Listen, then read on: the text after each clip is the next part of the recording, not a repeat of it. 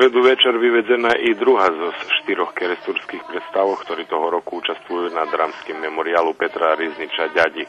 Z tej nahody memoriálska publika videla mládežskú predstavu dramského studia Art Keresturského doma kultúry, ktorú režíral Vladimír Nač Ačim.